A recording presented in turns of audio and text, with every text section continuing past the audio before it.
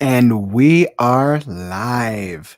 Welcome to Kauffman Writes, your daily dose of writing inspiration, motivation, strategy, discussion, and advice, and maybe a little bit of procrastination. But don't worry, I won't tell anyone.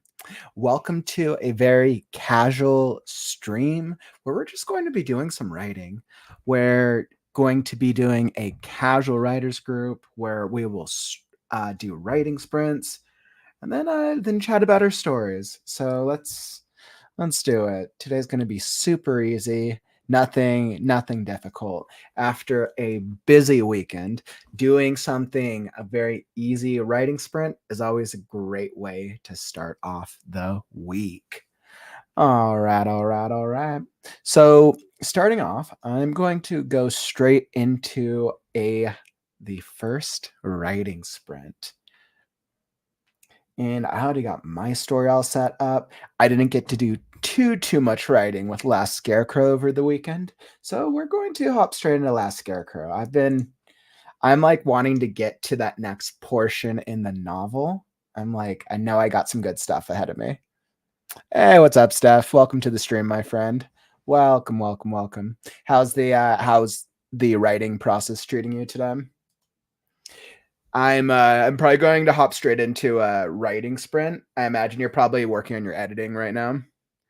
I didn't really get to work too much on Last Scarecrow over the weekend, as much as I would have liked. And I'm kind of getting to that point in this story. I think I marked myself at, what's that, 86K words. I think I'm roughly like 72% of the way through the novel. And I'm like, all right, I want to get there, especially the 75% when we get to the graveyard. That's going to be the big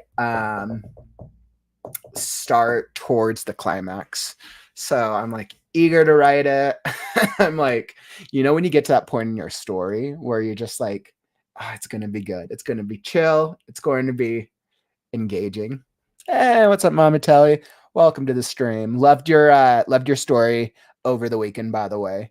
Was really cool to see you and your son's collab for a fantasy story. That was like super exciting. Hey, what's up, John? Welcome to the stream, my friend. Like I was saying, if you're just hopping into the stream, super casual today, very easy. Going to be doing some writing sprints, some writing stories. You know what? As I thought about my like casual streaming days, Mondays, I'm just going to keep it super chill. I'm curious, how's your stories coming along? Feel free to drop it down in the comments. I would love to hear about your stories. As y'all know, with Last Scarecrow, I'm what's that, 72%? I'm getting there.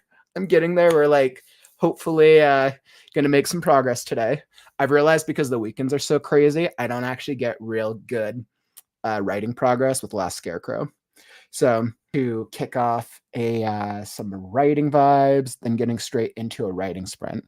So I'll probably do a couple writing sprints today. I'll do them as 20-minute sprints, super casual. If you need to get some creative stuff done as well. Now, I consider the writing process to be brainstorming, writing, editing, or marketing for publication.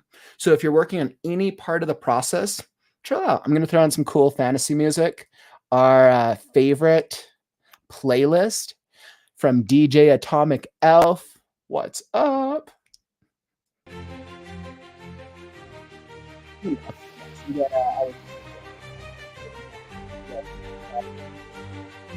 All right, and I'm going to throw up, let's see, my screen.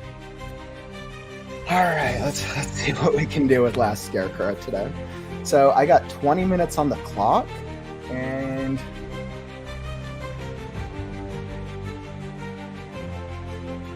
an airtight escape. All right, so I think I still have it here. Let's see, our heroes try to escape the nest. We've kind of escaped the nest. I kind of went back and forth on making this a new chapter or not. I was like trying to decide if it was right to do a new chapter. You know that moment when you're working on like a novel and you're like partway through it. Sometimes like I love to do chapters for my storytelling, but I'm at like that point in chapter where I'm like, all right, do I make it a new chapter or do I continue expanding it with like the same? I'm kind of at this like weird little in between like travel sequence. But so I'm like kind of playing around with like, all right, I need to keep it engaging. I don't think I have to do too much character development because we just went through like this whole shebang with finally ending off the Nest and the Hag arc. Man, that was doozy. After like every time I get through X amount of words, I'm like, wow, I feel like I just wrote like a volume for a story arc.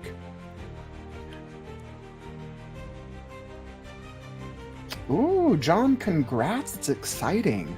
That is absolutely exciting. So querying today for agents. Well, hopefully they read, hopefully they're interested. Hopefully that continues to grow. That's one of the most exciting things when you send out multiple queries to agents and then you start getting them responding. You definitely have some very solid writing. Definitely keep us updated, man. I hope you get an agent out of that. That makes me ask myself when I start on my writing or when I start on like the publishing phase of this, like, will I go an agent? I thought about that. I'm not quite certain yet.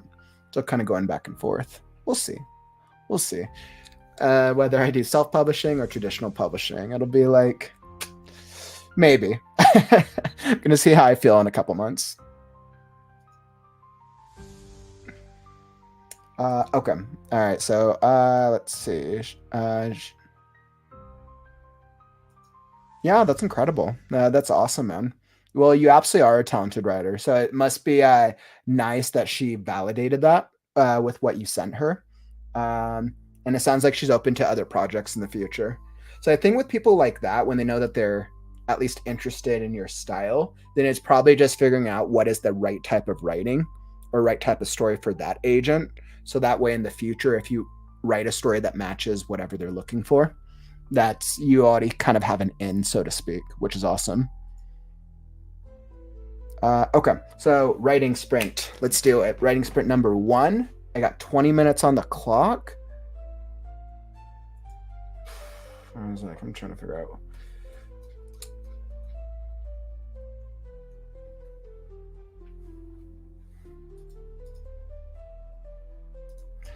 And let's see.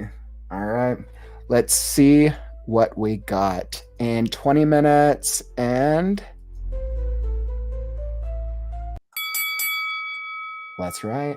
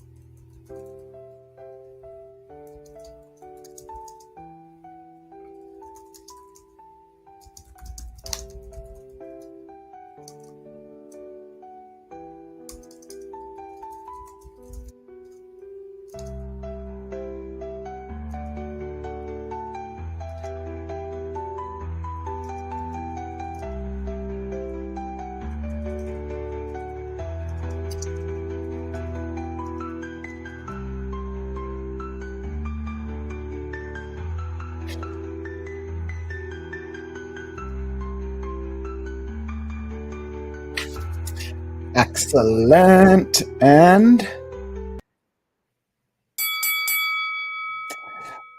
writing sprint number 1. Wonderful. And let me bring myself back up. Good little writing sprint. I felt pretty accomplished actually. I feel like I was able to I'm kind of like moving this like transitionary scene along. I was trying to figure out what character development I really wanted to do because the last scene like shit went down. A lot of things happened.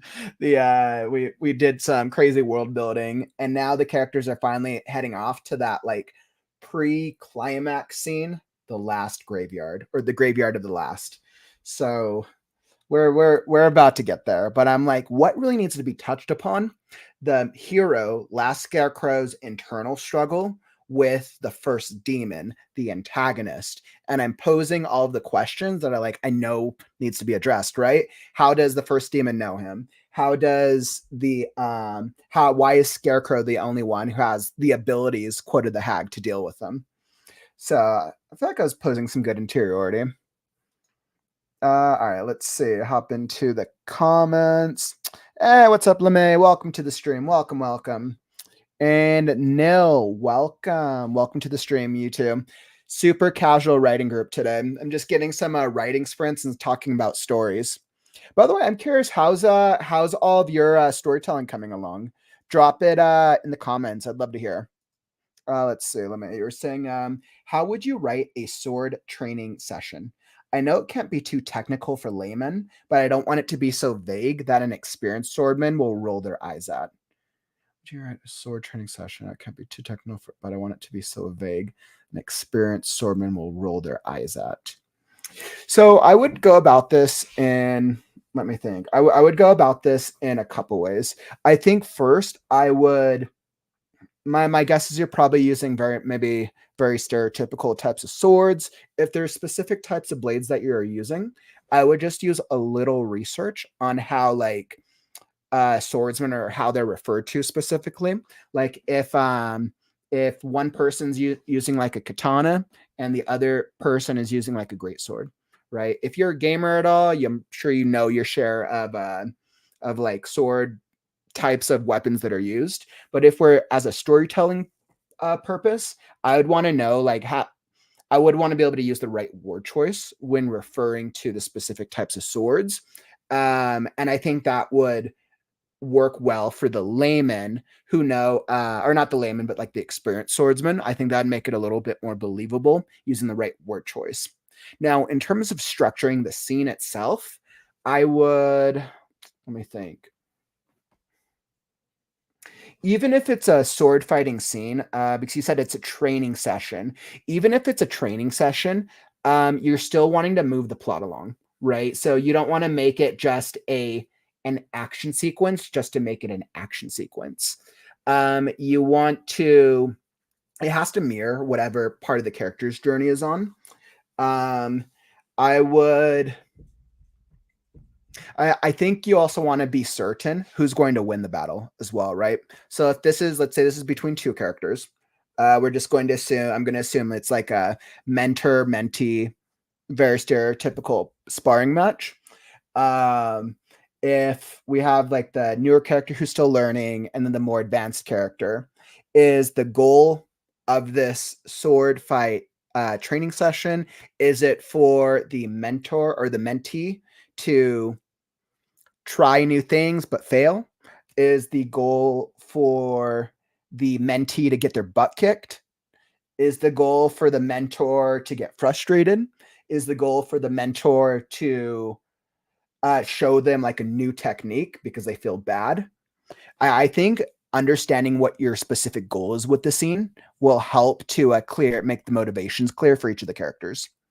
And then in terms of like the specific sword actions, like the moves, I think you can kind of play around, right? So I think you want to like visualize, right?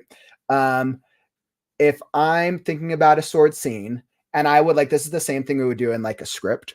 I would want to think a bit about I would think of it, envision it in my mind moment by moment. So the first moment I'm envisioning the mentee jumps forward and swings his sword.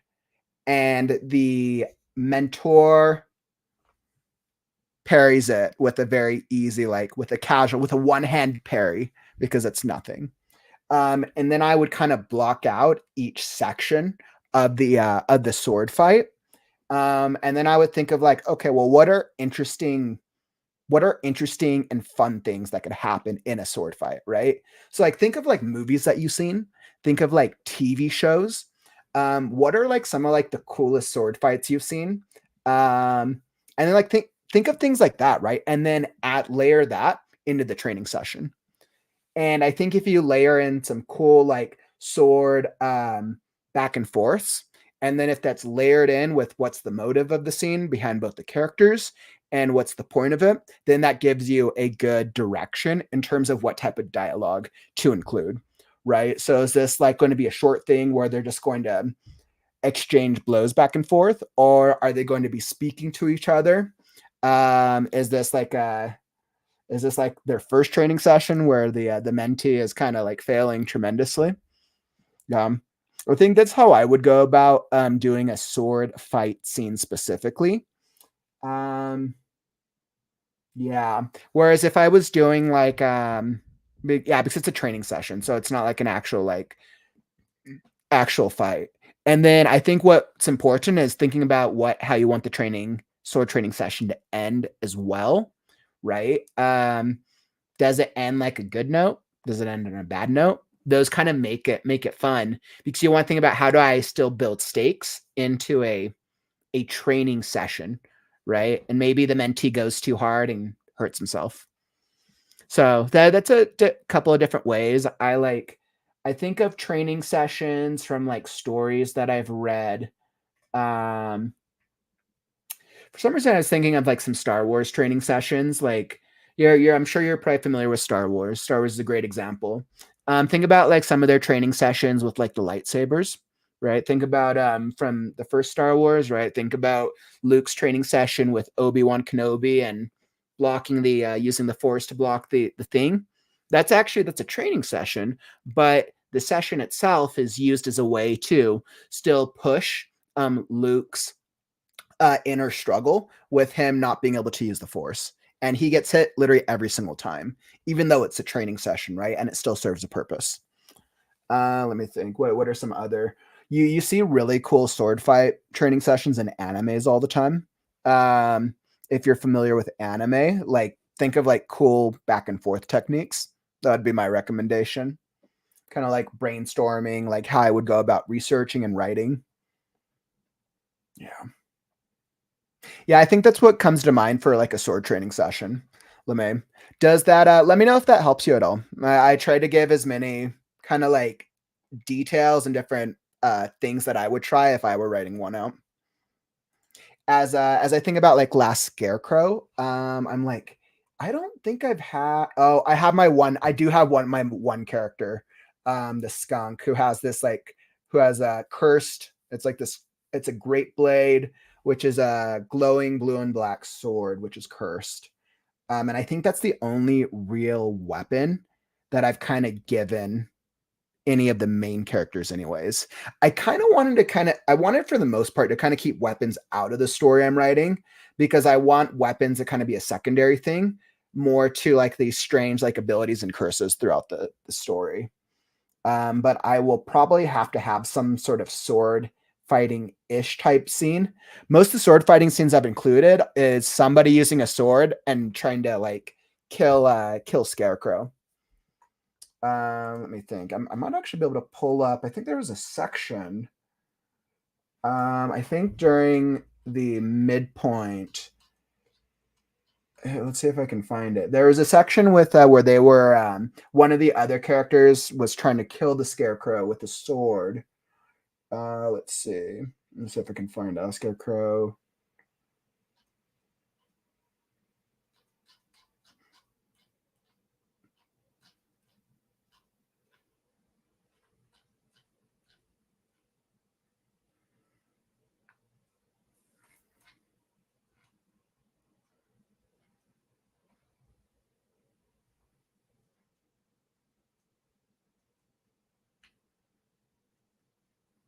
Okay, I think I can find it. I think I have like a brief.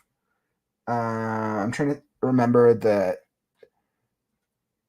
brief sword scene that I have during the midpoint of the story. I think it might be a little farther.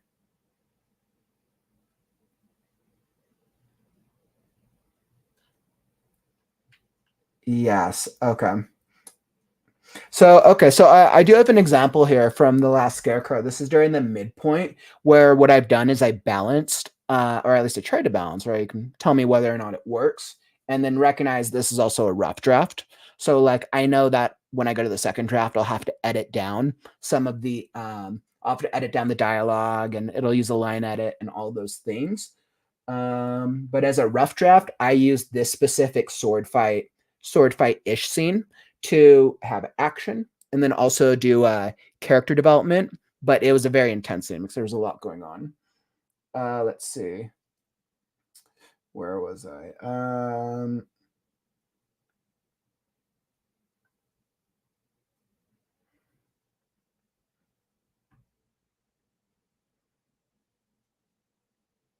Okay. So this is just like a little bit. I don't know if this helps or not. Let's see. Why? I'll pull this up so you can see. Why would any animal want this? The last scarecrow screamed. He shook Crow even harder as a wolf crashed into the nearby wall, sending stones crumbling to the floor. What is wrong with the world? The last scarecrow cried out, trying to make sense of this predicament. He kept shaking Crow again and again with no response. The tip of a blade swung down upon him, and he barely managed to grab Crow and roll out of the way. Rabbit stared at him with the same fury etched upon his bloodied, furry face. His pupils changed colors between different shades of red. This is all your fault, Scarecrow, the rabbit screamed, sending his blade in an even wider arc to catch him off balance. The last Scarecrow dove over the blade, just barely, with Crow in tow, as pieces of stuffing came loose from his stomach. He rolled forward, knocking over a goose and a wolf facing off in the process. I was like, that could probably use some better wording. Um, Why do you hate me? The last scarecrow cried. I've done nothing. You don't remember me? The rabbit roared, wiping blood that flew off his face as he spun around and leaped at the scarecrow again. The last scarecrow backed away, trying to dodge the blade one swing at a time, while holding precariously onto Crow, who mumbled incoherently. From outside New City, the last scarecrow began. You stole the gem I needed to save her! The rabbit screamed maniacally as the fury of his sword swung at the last scarecrow again and again. And then you followed me through the garden, the cannibals, the swamp to kill me. What the last scarecrow tried to say, but the rabbit's blade cut him across the cheek, sending straw spraying out everywhere and his hat tumbling to the ground. The last scarecrow groaned as he hit the ground. He held Crow protectively, trying to back away, but was surrounded by fighting animals in every direction.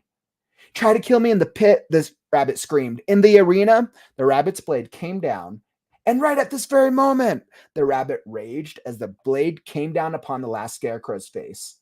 In a moment where time felt like it slowed down, Crow opened his large, giant black eyes, looking up at the last scarecrow as he called, Friend. He flew out of the last scarecrow's grip directly into the rabbit's blade, which pierced all the way through his torso. Crow caught out in agony as he crashed to the ground. The last scarecrow jumped to his feet, tears streaming from his face. He dove to grab Crow, trying to protect him, even as his black feathery friend bled out. And I think that's the end of that little like sword scene. So like even as like I kind of hear that out loud, I was like, I can when in the edit when I go through the second draft, I already know that I'm gonna cut down in some like the dialogue. The dialogue's a little wordy in that section. I think the actions are relatively clear. I use a couple of additional descriptions to try to keep make it clear enough what's happening with Crow. But I know definitely the dialogue needs some editing down to make the scene as impactful as possible.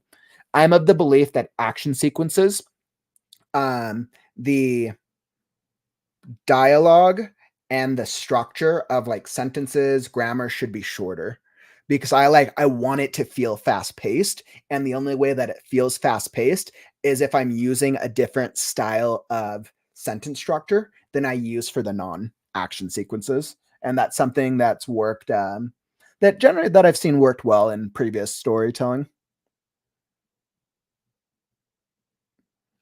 Let's see. Thank you. I need to do some research, but at least the beginning is similar to what you suggested. Sweet. That's awesome. I'm glad that was able to help out a little bit. Is That's super cool. What's your story about? I'm curious. And by the way, if you're just hopping into the stream, welcome. We're actually just chatting about writing sword fight scenes in our storytelling. I'm curious if you're working on a story either right now or you've worked on a story recently. Have you written any action sequences in your stories at all? I'd be really curious to hear how, if you've had success in working action sequences into your storytelling. I think right now we're focusing on sword fighting, but I'd be curious whether it's an action sequence with like fighting, fists, magic, swords. If you're doing something that's more nonfiction, probably like weapons, maybe guns, or other styles of fighting. Would definitely be curious to hear. Drop it down in the chat. Zings. Oh, thank you so much. Welcome to the stream, my friend. Thank you. Yeah, my the Monday stream, our writers group, I try to keep it super chill. It's literally like I was a part of and I led writers groups for many, many years. And I really wanted to kind of emulate that experience for some of these streams. Monday through Friday, we kind of do a mix of like talking about just like our stories and writing stuff mixed with sprints. And then some days I'll do more of like a workshop discussion. So thanks for dropping by, man. And by the way, that's actually brings up a good point. If you're enjoying the stream, don't forget to follow and subscribe. I'm crazy in that I live stream every single day.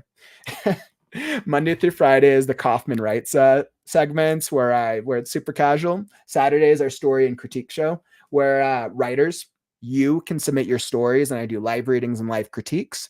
And then Sunday is kind of our more professional Creative Right Now podcast where I interview published authors and industry professionals. So super cool. You'll be alerted when I go live every day. And tomorrow is Story Structure Tuesdays. So if you're ever struggling or dealing with like, how do I format my story correctly between the characters, the world building, the dialogue, you're going to want to join in for tomorrow. Tuesdays, our story structuring at Tuesdays has shown to be the most popular stream of our weekday streams. Let's see. John, he's getting a few more subs and views. Jared is a good. Oh, I really appreciate that, John. Thanks for saying that. It's really, really, really cool. Yeah, I've just it's just been a process, right? So like I've been live streaming now for what's that 100? I don't even know what damn 121. But I kind of changed my Kauffman Writes to just Monday through Friday. So I've probably been live streaming consistently now for about 130 to 140 days and writing every single day. And what I've learned as a content creator is just trying to make things as trying to be consistent because I know consistency is a thing. And then kind of making the specific values that I'm bringing to you guys as clear as possible. Really understanding what type of value that each of you get out of this, whether that's just coming and like chatting with other writers or whether that's getting your work read or whatever. So appreciate it. I think the YouTube channel is now at like 220 something. And I'm like, yeah, that's super cool. I know I think the first stretch goal for YouTube is 500 subs. I think 500 is the first one. I'm trying to remember like what the milestones are. I'm pretty sure it's 500 then 1,000. And I feel pretty confident I'll get there eventually simply because like I'm consistent and I know like how I know that I'm going to keep showing up because I love doing this. So let's see, LeMay. It is a Portal fantasy. Ooh, I love Portal stories. I absolutely love Portal stories. By the way, okay, I'm gonna read that, but I did a really cool Portal short story. I have to see if I can find the pic. Let me find it real fast. I was like, that would have been perfect if it could pop up on the back screen. Pictures.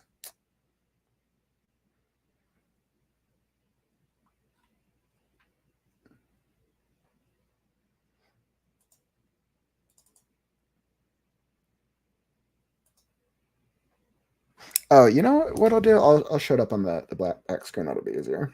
Let's see. It was this one right here. So you can see on the back screen, Leme. I actually so you see that picture right there on the TV monitor. That's like a little like portal image that I came up with. I did that one a while back, and then made me come up with this really cool portal short story. Um, it's like not super long at all. It's just called Port's Dilemma. But like I have so much fun like thinking about portal magic and that type of technology. The story is it's on Medium, and then I also posted it to my blog. So you can always go check out my the blog if you want to read it over on my website, The Creative Ghost. So I got all my writings on there. If writers ever want to check out my stuff, where is it? www.creativeghost.com. Yeah, if you want to check out more about me, or if you want to see like my blog and my stories, it's all on there. But let's see. So it's a portal fantasy. 3 teenagers go into another world to rescue their mom from an evil wizard. Ooh, I love that. I absolutely love that. That's like that's from like, so I'm assuming that's probably from like the real world to a fantasy world. One of my first stories I wrote, The Crystals, was kind of a similar concept. That's sweet. So you're having 3 protagonists, or it's potentially 1 protagonist and 2 supporting characters. That sounds super cool. I'm curious if the wizard is like if this evil wizard is like a master in like portals or like portal magic. I was like, you can do so many things with portal magic. Um, have you is the magic system for your story pretty fleshed out already? I'm kind of curious. I like when I think about portals and I think about how they're used, I'm like, if I was going to do something like more of a long form story with portal magic, I'd be like, how do I do it in kind of like a new way that hasn't been done before? Because it's so easy for like, all right, a portal exists, you walk through the portal, you show up somewhere else. I also feel like I've seen a power, maybe it was Marvel, maybe it was a TV show where someone uses portals and it like catches and things go through them. So almost like a defensive ability. I feel like that was a superhero at some point. I'm trying to think of how I would use portals as like how I would do it differently. Hmm. I think I would. I think the way I do it differently is I'd probably have the portal magic be oh, I know. I was thinking of Rick and Morty's portals. portal portal technology from Rick and Morty cracks me up. But I think if I was doing it differently, I think the consequences of portal magic would probably have to be something really extreme. I think that's probably the way I do it. And I think portals I would only have them transport or move things of like a certain nature. So that way it would kind of always be unexpected what was going to come out of a portal. Yeah, I think that'd be a way to do it. And maybe I'd probably play around with like different colorings of portals, like different colored portals did different things, or different colored portals would lead to different places, or they would have different interactions, or maybe only certain characters could interact with certain portals. That'd be fun, actually. I want to write a portal story, right? So you think I start thinking about these things? I'm like, all right, and it sounds like a good story idea.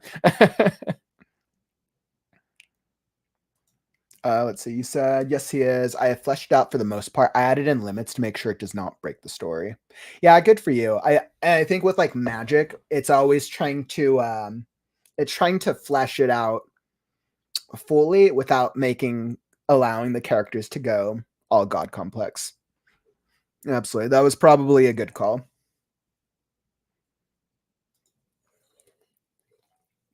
Let's see. In my speculative series, there are shields made of dark matter. Nothing can see behind them or grow past them. Ooh, I love dark matter. I love dark matter. I think I love the idea behind dark matter because dark matter, as we know, exists in is a real life thing, right? Dark matter exists. So it's one of those things that when we are able to use concepts and then bridge it with fantasy, it adds that level of believability. That's super cool. And I think a lot of times dark matter is kind of used as like it's almost kind of used as like an atomic type like like energy, or it's usually used as like a very like nuclear option a lot of times. But that'd be a lot of fun. Yeah. Awesome. Yeah, thanks for sharing, guys. I appreciate it. All right. So with that, all right. So I'm at 52, writing sprint number 2. I need to get some more writing in. So I want to get further along. Writing sprint number 2. Come join me. And I'm going to throw the music back up.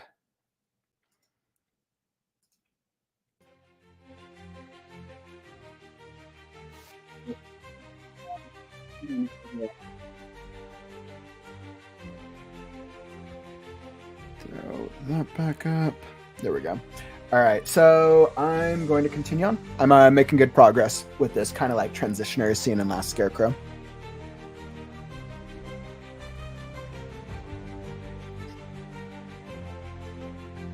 Okay, I got the timer and 20 minutes on the clock. That's right now.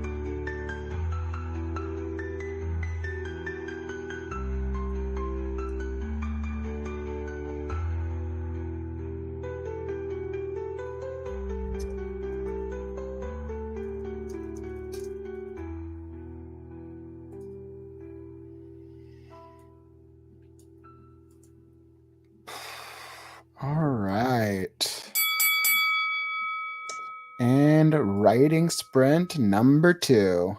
All done. That was nice. I felt pretty accomplished by that. I was able to wrap up the end of that, their kind of like transitionary scene. I kind of asked myself, with a lot of these transitionary scenes or these like transition scenes throughout this story, I heavily try to focus on character development and world building and kind of going back and forth. I know when I go through the second draft, I'll be able to get a better understanding of like, okay, when I'm like reading this, does it actually make sense for there to be this much character development, or should I get them faster, or should it take longer, and so on and so forth. So like, I already know like those scenes. I know how I'll dig back into them. I didn't feel like that chapter was too long. I think I was actually pretty happy with the how the an airtight escape.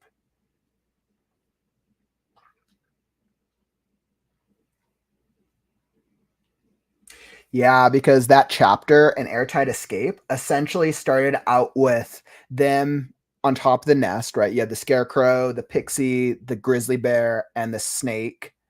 And then the skunk joins them with the three hags. They're essentially attacked by the first demon's power, the nothingness, which the beams of light shooting out of the air. The beams of light hit two of the hags and causes a scene that kills one of them, as the heroes are still kind of in this weird state, since Scarecrow literally just like unreveal or unlock some of their like forgotten memories. So they're in a state of disarray. We show them coming together, escaping as the nothingness, these like giant beams of light are coming down and kind of destroying what remains of this like the gigantic nest, which is this like humongous world tree basically. And they were kind of just flew. They finally left the nest, and now they've been traveling through the lands of the Eastern monuments through a night sky filled with stars and a sun. And it's this very sort of like very unique ambiance, which I really wanted to capture. As they're kind of like pondering, they're kind of getting a little rest as Quilt is flying, but Quilt doesn't really interact with them. And we get some character development. So I was pretty happy with how this chapter came out. It was a good transition. But tomorrow, I finally get to start on the Graveyard of the Last, a location that I have been working towards for the better part of the last probably like 50% of the story. So I'm super excited to dig into it. I have all the plot points of the rest of the story mapped out. So I think for me, it's kind of we'll be figuring out some like more like the logistical stuff. Awesome. Thanks for sharing, Mommy Telly. Yeah, that's good that you're getting some editing. Let's say I know Stephanie was getting editing as well. Sometimes it probably makes sense to get writing done earlier in the day and then doing editing as the later part. I think for me, I kind of like mix it all together. I never really separate the two, but I think that's just is generally what works best for me as a writer. I feel like it might also change when I get to like different later drafts of the story. So we'll see. Well, we'll see what happens. But that was some really good writing stuff today. Definitely some great sprints. And yeah, so really super chill writing session today.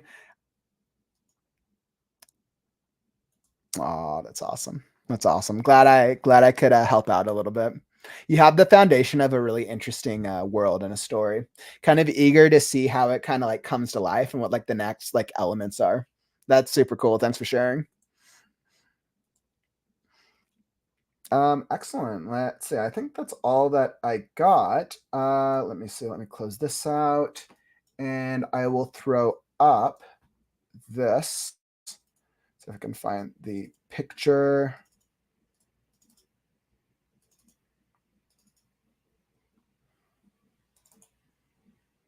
Perfect. So I'm going to throw this picture up. If you're so as I'm wrapping up, and you're thinking like, what do you watch next? That's not a good view. Clearly, this is the view I want. There we go. So as you're thinking about what to watch next, this is the thumbnail for my video I launched over the weekend. the workshop on writing a magic system. It's on my YouTube channel in Kauffman's Corner. So go check it out if you haven't. It's my longest workshop video. I think it came in at 45 minutes. I'm trying something different because I know a lot of styles that I like watching are these longer, like these hour-long workshops for different subjects. So I was trying it out, seeing if it's something that that the writers community responded to. So definitely go check it out. It's super helpful on developing a magic system. Yeah, I have a very specific 10-step technique, which can help anybody, whether it's fantasy, sci-fi, develop the foundation for a magic system from the ground up. So definitely go check it out. Should be pretty beneficial. All right. And that is all that I got for you. Tomorrow, come join me for Story Structure Tuesdays. We'll dig into how do we structure our stories, proven to be a very popular stream and topic. Don't forget to tap that like button on your way out and let me know that you got value. That's all that I got for you today, creative writers. So don't forget, words are wind, but stories are forever. I'm Kauffman, and I'll catch you on the morrow.